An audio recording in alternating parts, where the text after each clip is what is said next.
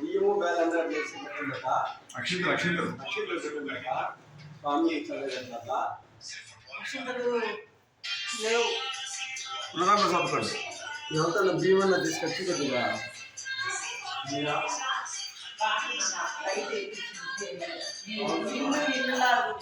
అంతకుముందు ఆ మబ్బు కలర్లు ఏవి బాగాలేవు, వైటే బాగా. టీ చేయరు జీ యాడింది స్టవ్ సిలిండర్